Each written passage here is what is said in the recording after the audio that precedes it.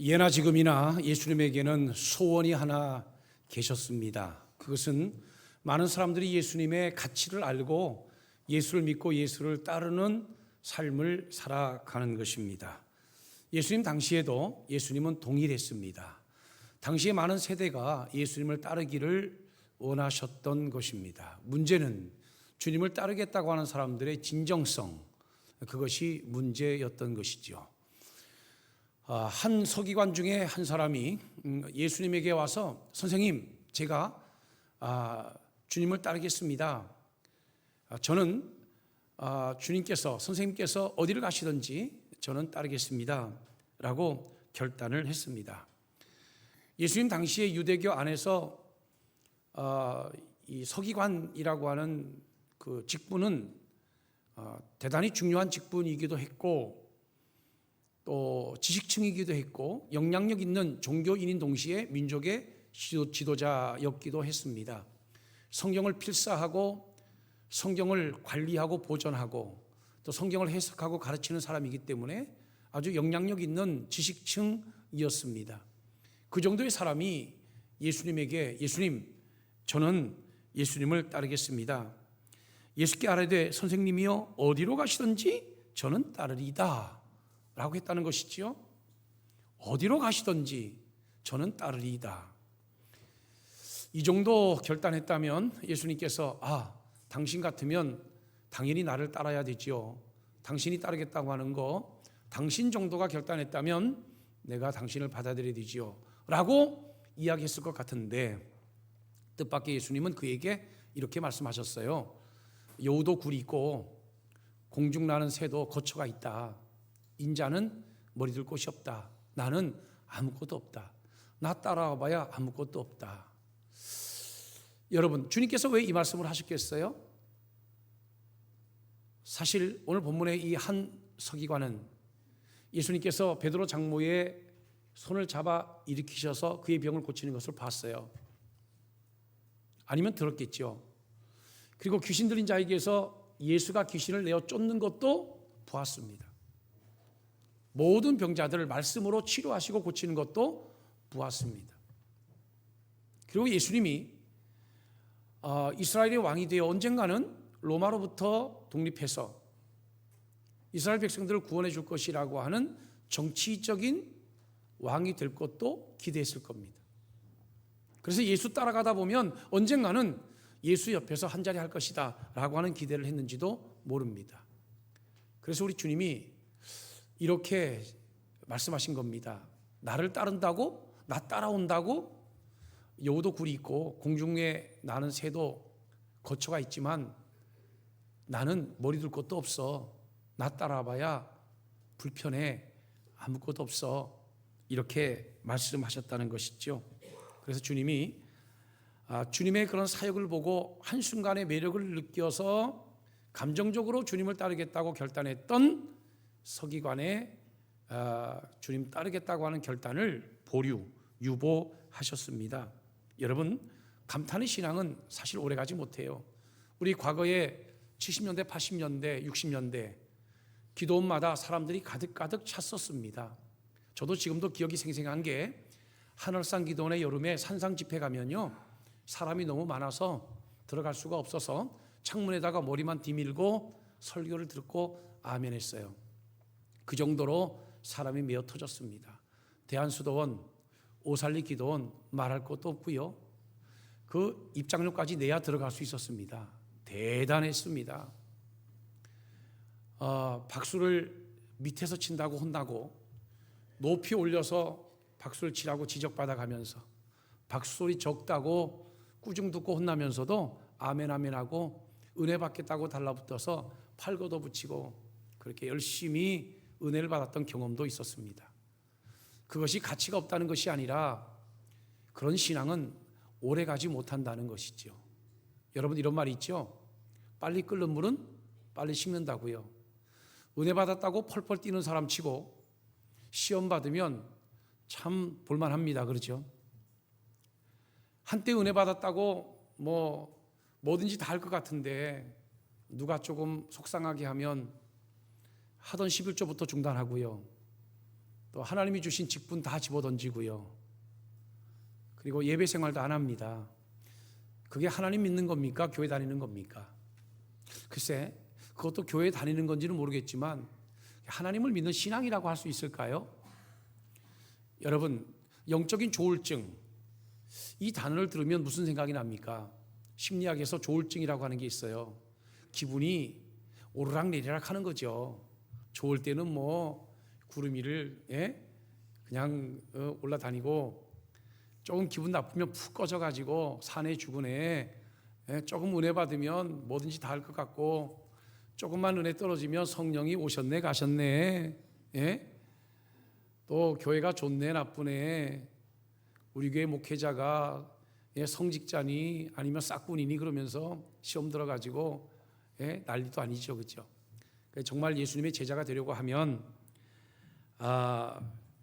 우리가 그 어떤 한순간에 어떤 감탄의 감정 이것만 가지고는 안 되고요, 견뎌낼 줄 알아야 돼요.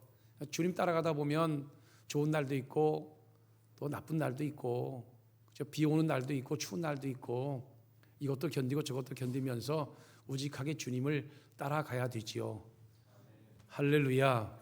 그 영성이 뭡니까? 좋을 때 경성하고 힘들고 어려울 때 예수 십자가 바라보면서 견뎌내는 거잖아요. 그러면서 믿음이 온전케 하시는 예수 바라보며 뚜벅뚜벅 가는 것, 그것이 진짜 신앙이고 진짜 믿음 아니겠습니까?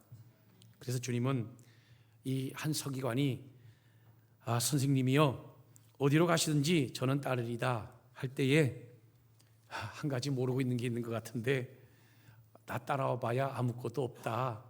나 따라와 봐야 아무것도 없다. 여우도 굴이 있고 새들도 처소가 있지만 인자는 머리 둘 것도 없다. 아무것도 없다. 이렇게 말씀하시면서 그의 따름을 유보시켰던 것이죠. 이번에는 제자 중에 또 한 사람이 예수님에게 왔습니다. 예수님에게 주여 내가 먼저 가서 내 아버지를 장사하게 허락하옵소서 라고 요청했습니다. 그 말은 뭐죠? 주님 따르겠습니다. 주님 따르는데 내가 먼저 집으로 돌아가서 자식의 도리를 다하고 주님을 따르겠습니다 라고 하는 얘기입니다. 어때요? 괜찮지요? 주님을 안 따르겠다고 하는 게 아니잖아요. 먼저 가서 자식의 도리를 다 한 다음에 그리고 주님을 따르겠다, 그 말씀 아닙니까? 우리가 언제 예수 안 믿겠다 그랬어요? 취직된 다음에 믿겠다는 거죠. 우리가 언제 예수 안 믿겠다 그랬어요? 술 담배 끊은 다음에 믿겠다 그랬죠. 우리가 언제 예수 안 믿겠다 그랬어요? 애들 시집 보내고 장가 보내놓고 나서 그리고 예수 믿겠다 그러는 거죠. 언제 우리가 예수 안 믿겠다 그랬어요? 그 은행 융자 빚 좀 다 갚은 다음에 예수 믿겠다는 거죠. 자식으로서 자식 도리 다 하고 예수 믿겠다는 거예요. 그게 뭐 잘못된 거예요? 주님을 따르겠습니다마는 내가 먼저 가서 내 부모를 장사하게 하옵소서. 근데 여기에는 한 가지 우리가 짚고 넘어가야 될 게 있어요. 아버지가 돌아가셔서 장사 지낼 사람이 지금 예수님 앞에 와가지고 이 얘기 하겠어요? 부모가 지금, 부친이 지금 장래가 안 단 상태 아니겠습니까? 그 말은 무슨 말이에요? 내가 부모님 잘 섬기고 부모님 잘 모시고 있다가 부모님이 돌아가신 다음에, 그 다음에 내가 예수님을 따르겠습니다, 그 얘기 아니에요? 내가 그래도 장남인데 우리 부모님 살아계실 동안에야 제사도 지내야 되고, 또 우리 부모님 따라서 4월 초파일에는 절에도 가야 되고, 우리 부모님 돌아가시면 그때 제가 교회 다니겠습니다, 뭐 그런 얘기 아니겠어요? 사실 성경에 보면 그 엘리야와 엘리사 이야기 나오지요. 엘리야가 스승이고 엘리사는 제자입니다. 엘리야가 서로 밭을 가는 엘리사를 보면서 그를 향하여 나를 따르라 그랬습니다. 그랬더니 엘리사가 그 밭 갈던 소를 두고 내가 엘리야 선지자를 따르겠습니다. 다만 나로 먼저 가서 내 부모와 입맞추게 하소서, 나를 내 부모와 입맞추게 하소서. 그런 후에 내가 당신을 따르리이다 그랬습니다. 자, 엘리야가 허락했을 것 같아요? 허락 안 했을 것 같아요? 허락했지요. 그래서 엘리사가 집으로 돌아가서 한 결이 소를 가져다가 잡고, 한 결이가 뭐예요? 소 두 마리잖아요. 두 마리 하나로 이렇게 엮어서 밭을 가는데 한 결이 소를 잡아가지고 부모에게 인사도 하고 또 동네 사람들 가족들 다 모아서 인사하고 그리고 주의 제자가 됐던 것이죠. 그런데 왜 주님은 오늘 본문에 부모 장사 지내고 주님 따르겠다고 하는데 그래 그렇게 나를 따른다고? 유보해라. 너는 나를 따르기는 틀렸다. 그리고 주님께서 따르는 것에 대해서 유보시켰어요. 왜 그랬을까요? 여러분 탈무드와 그 랍비 문헌에 보면 그 미츠바라고 하는 게 있는데요. 미츠바는 종교적인 의무입니다. 종교적인 의무 중에서 최고의 의무가 뭔지 아십니까? 자식이 부모 장례를 아주 정성껏 치르는 겁니다. 아멘. 안 돌아가시려고요? 자식의 도리 중에요. 율법의 어떤 율법보다도 자식의 도리 중에 하나는 뭐냐면 부모가 돌아가시면 장사를 아주 정성을 다해서 장례를 치르는 거예요. 그게 미츠바입니다. 이게 율법의 의무예요. 그러니까 지금 이 제자 중 한 사람은 그 미츠바 율법의 요구를 다 한 다음에 주님을 따르겠다 그 말로도 들리는 것이죠. 근데 주님은 이렇게 말씀하셨습니다. 죽은 자를 장사하도록 하고 너는 나를 따르라 이렇게 말씀하시면서 부모 장례 치르는 거 거절한 거예요. 아니 부모 장례 치르는 게 뭐가 그렇게 나쁜 겁니까? 그죠? 아니 그러지 않아도 예수 믿으면 뭐 제사도 못 지내고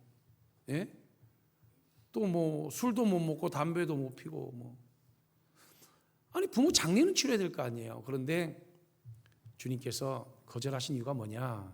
그것은 정말 부모의 장례 때문에 주님을 못 따르겠다고 하는 게 아니라 주님을 따르고는 싶은데 자식 도리 다 하고 따르면 어떻겠는가?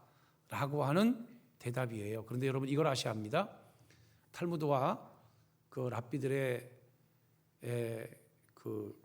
어떤 그 문헌에 보면 미츠바 중에서 미츠바는 종교적인 의무라 그랬죠. 종교적인 의무 중에서 예외 규정이 두 개가 있어요. 하나는 뭐냐면 주인이 없는 시신, 그러니까 무연고 시신을 발견했을 때 무연고 시신을 장례하는 것은 비록 대제사장이 하나님께 제물을 드리다가라도 멈추고 무연고 시신을 먼저 장례를 치르도록 되어 있는 예외 규정입니다. 그러니까 성경에서 장례 치르는 것이 얼마나 중요한 일인 줄 아시겠죠? 미츠바, 자식으로서 부모 장례를 정성껏 치르는 것이 정말 종교적인 최고의 의무라고 한다면 예외 규정, 그거보다도 더 중요한 것은 무연고 시신을 처리하는 거예요. 무연고 시신을 장례 치러주는 거. 자, 이해가 갔으면 아멘. 이게 예외 규정이에요. 또 하나의 예외 규정이 있습니다. 그게 뭔가 부모보다 더 중요한 예외 규정이 있다 그랬죠? 무연고 시신을 정리하는 거, 무연고 시신을 장례 치르는 거, 이거는 메트 미츠바라고 합니다. 또 하나가 뭐냐면 피쿠아흐 네페시라고 하는 그런 규정이 있는데 이것은 생명을 구하는 일입니다. 생명을 구하는 일, 죽어가는 사람의 생명을 구하는 이 예외 규정은 모든 율법 규정 중에 우선 율법 규정입니다. 다시 말하면 죽어가는 사람을 발견했을 때에 그 죽어가는 사람을 살리는 것은 어떤 그 종교적인 의무보다도 가장 우선적인 의무다. 그게 예외 규정입니다. 자, 그렇다면 예수님께서 죽은 자를 장사하게 하고 너는 나를 따르라라고 할 때에 너는 나를 따르라고 하는 그 따름이라고 하는 것은 어떤 따름을 말씀하실까요?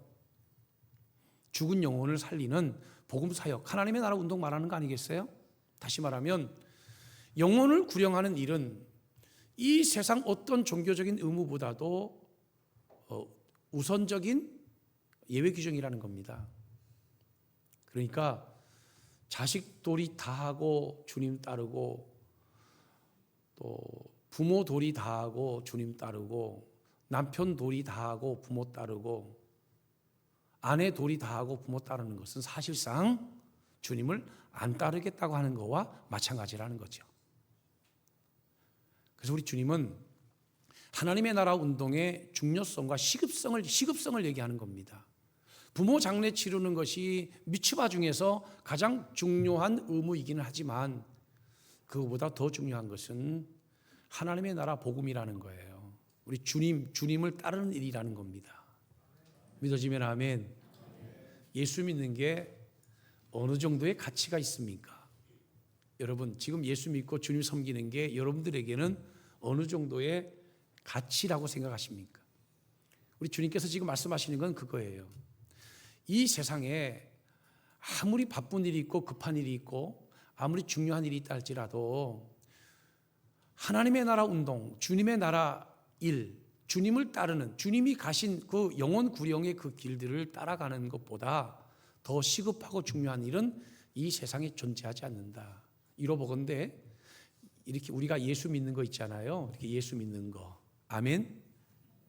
예. 예수 믿는 거. 성탄절이 아직도 좀 더 남았는데 고요한 밤 거룩한 밤이네요. 이렇게 우리가 예수 믿는 거, 이게요, 우리 주님 보실 때는 이거보다 더 중요한 게 없다 이거예요. 그리고 주님의 일에 참여하는 거, 이거보다 더 소중한 일이 없다는 거예요. 목사님, 저는 종교에 대해서도 존중하지만 기독교 신앙에 대해서 중요하다고 생각합니다. 그런데 지금 제가 직장 생활을 보면 예수 믿기 어렵습니다. 지금 제 건강 상태는요, 예수 믿기 어려워요. 목사님이 모르셔서 그렇지 저의 가정의 상태를 보시면 저 지금 예수 믿기 어렵습니다. 그렇게 주장할 수 있겠지만 우리 주님께서는 그럼에도 불구하고, 따라하겠습니다. 그럼에도 불구하고, 한 번 더요. 그럼에도 불구하고 그 모든 것에 더 중요하고 시급한 예외 규정이 있는데 그것은 생명을 살리는 일, 영혼을 구령하는 일이라는 거예요.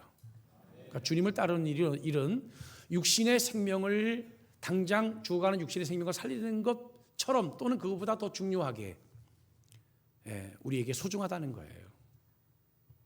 그래서 하나님이 우리에게 주신 직분을 뭐라 그러냐면 천사도 흠모할 만한 직분이라는 거예요.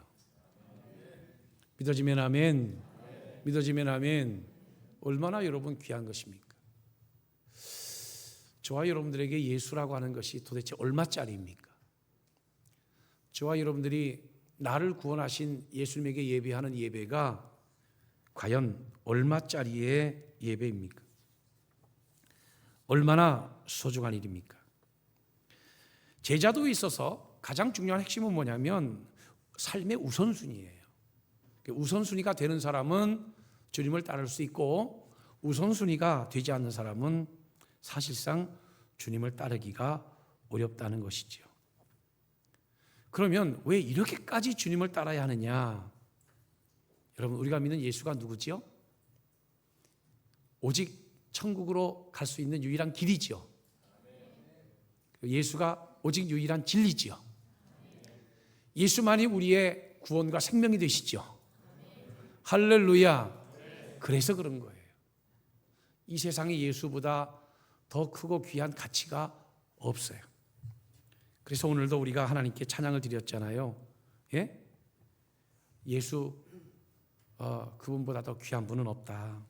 예수 가장 귀한 이름, 예수 가장 귀한 그 이름, 예수 생명의 뭐죠?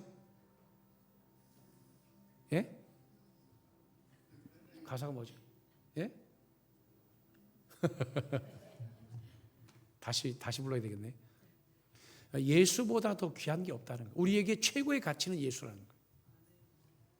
그래서 우리가 이렇게까지 하면서도 우리가 예수를 믿어야 된다는 거예요. 예수를 붙들어야 된다는 거예요. 믿어지면 아멘. 믿어지면 아멘. 마가복음 10장 29절부터 보면 예수께서 이르시되 내가 진실로 너희에게 이르노니 나와 복음을 위하여 집이나 형제나 자매나 어머니나 아버지나 자식이나 전토를 벌인 자는 현세에 있어 집과 형제와 자매와 어머니와 자식과 전토를 100배나 받되, 물론 박해도 있고 어려움도 있고 고난도 있어요. 그런데 내세에 영생을 얻지 못할 자가 없느니라. 할렐루야.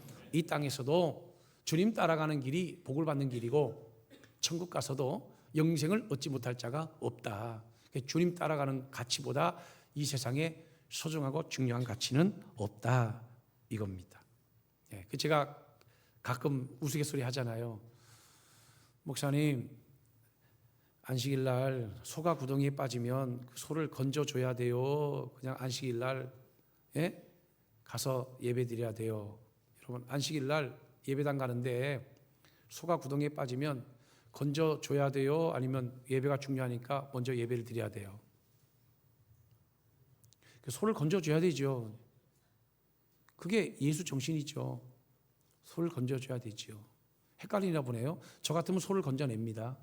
구덩이에 빠진 소를. 그런데 그 소가 매주마다 거기 빠져. 그럼 그런 소는요, 잡아 먹어야 돼요. 팔아치우든지. 우리가 신앙생활 하다 보면 왜 어려운 일들이 없겠어요? 이런 일도 있고 저런 일도 있고 긴급한 일도 있고 시급한 일도 있고 또 예배 가치보다 중요하지는 않지만 중요한 일들도 있고 그렇죠. 그런데 하여튼 매주마다 그렇다면 직업을 바꿔야지요. 고요한 밤. 매주마다 그러면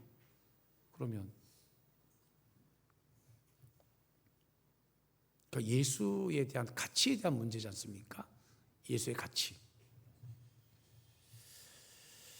교회라고 하는 것은 상처받은 영혼들을 치료하는 어떤 병원의 역할이 분명히 있어요. 그런데 사실 교회는 병원의 역할만으로 끝나서는 안 돼요. 함께 하나님의 나라 복음의 사역과 사명들을 감당하는 천국의 일꾼들이 되어야 할 줄로 믿으시기를 바랍니다. 그 예수를 믿는 목적이 다 다르겠죠. 또 예수를 따르겠다고 하는 목적도 다 다를 겁니다. 그러나 우리가 이것은 알아야 합니다. 예수에 대한 어떤 긴급성 또는 중요성. 예수가 우리의 영혼을 구원하고자 이 땅에 오셨는데 그 영혼 구령을 위해서 하신 그 예수의 사역, 그 길을 따라가는 하나님의 나라 복음 전파의 사역, 하나님 나라의 복음 전파의 이 일의 중요성과 시급성, 이것은 이 세상 어떤 것으로도 대체할 수 없다라는 거예요. 이런 의미에서 주님을 따라갈 수 있는 것은 감정보다는 헌신이 있어야 하고 어떤 조건보다는 우리의 중심의 문제라는 거죠. 우리의 중심이 정말 하나님의 나라 가치를 알고 그 가치를 붙들을 때 우리가 하나님의 나라 일꾼이 될 수 있는 것이죠. 그래서 성경에 보면 예수님의 제자군이 세 종류가 있는데 1군, 첫 번째 제자군은 12사도. 12사도 중에서도 베드로, 야고보, 요한, 이 세 사람은 초대교회 기둥입니다. 베드로는 초대교회를 열었고 야고보는 초대교회 총회장 출신이고 그리고 세례 요한이 아니라 사도 요한은 반모섬에서 요한계시록 묵시록을 끝까지 기록하면서 주님의 말씀을 끝까지 이 땅에 전하는 살아있는 순교자의 사명을 감당했습니다. 그 12사도군은 배와 근무를 다 버려두고 주님을 쫓아 나선 자들이에요. 다시 말하면 직업을 버리고 하나님을 섬기는 것이 직업인 사람들이에요. 그 다음에 두 번째 제자군 70인의 제자입니다. 그들은 각기 자기의 직업이 있어요. 그럼에도 불구하고 주님께서 호출하고 요청할 때에 자기의 직업을 양보하고 간헐적으로 주님께 소집되어서 복음의 사역을 감당하는, 성경에도 그 70의 제자들이 나가서 복음을 전할 때 귀신이 떠나가고 병든 자가 고침 받아서 주님께 와서 보고하는 장면이 나오지 않습니까? 저는 그분들이 우리 교회 장로님들, 고요한 밤, 우리 교회 장로님들, 또 안수 집사님들, 권사님들, 그렇다고 생각합니다. 자, 아니면 아니라고 하세요. 맞으면 맞다고 하세요. 반대 없습니까? 그럼 그렇게 정리하도록 하겠습니다. 그리고 나머지 제자군은 자기의 생활 터전에서 자기의 직업을 성실하게 수행하면서 그 자리에서 복음을 옹호하고 예수를 전하며 주님의 사명을 감당하고 헌신하고 충성하고 하나님께 섬기는 그런 제자들이에요. 우리 위치를 분명히 알아야 되죠. 하나님의 나라의 일꾼으로 쓰임받는 것은 너무나도 소중하고 중요한 일들이에요. 존 낙스가 영국에서 그 장로교를, 그러니까 교회 제도를 그 장로회 제도로 바꿔서 그 장로교를 체계화시킨 사람이 그 존 낙스예요. 스코틀랜드의 존 낙스. 뭐 그때는 스코틀랜드고 지금은 영국이겠네요. 지역 이름은 뭐 여전히 스코틀랜드지만, 그분이 만인 제사장을 교회 정치 안에 현실화시켰어요. 그래서 실제로 그 당시에 일반 평신도들은 교회를 세웠어요. 자기의 집과 밭을 다 팔아서 교회를 세웠어요. 그 목회자를 초청해서, 성지자를 초청해서 교회를 시작을 했어요. 그것이 바로 장로교회 제도입니다. 여러분, 우리의 위치를 아셔야 돼요. 내가 뭐 하는 사람인지, 내가 목회자인지, 내가 평신도 지도자인지, 내가 주님의 만인 제사장 이 시대에 내가 주님을 어떤 가치로 따르는 사람인지를 분명히 아셔야 돼요. 겉만 볼 게 아니라 정말 주님을 따르는 것 중심을 우리가 놓쳐서는 안 된다는 것이죠. 나는 목회자고 여러분들은 교인입니다. 우리 모두 다 그리스도인들이에요. 우리 모두 다 하나님 앞에 다 왕같은 제사장이고 거룩한 나라 백성이며, 할렐루야. 그럼 우리가 어떻게 주님을 따르고 섬겨야 되겠냐는 거지. 우리의 자세와 태도가 어떠해야 되겠냐는 거예요. 우리 모두가 다 주님의 제자됨의 제자도를 가지고 주님을 섬기는, 또 주님을 따르고 섬기는 것이 우리 인생의 최고의 가치임에 흔들림이 없는 저와 여러분들 모두 되기를 주의 이름으로 축원합니다. 기도하겠습니다. 고마우신 하나님, 은혜와 사랑을 감사합니다. 오늘도 하나님의 귀하신 말씀을 통해서 은혜 받게 하시오니 감사를 드립니다. 하나님, 조건이 아니라 중심을 가지고 주님을 따르게 하시고, 또 감정이 아닌 헌신으로 주님을 따르는 복된 주의 제자들의 삶이 될 수 있도록 인도하여 주옵소서. 감사드리오며 예수님의 이름으로 기도하옵나이다. 아멘.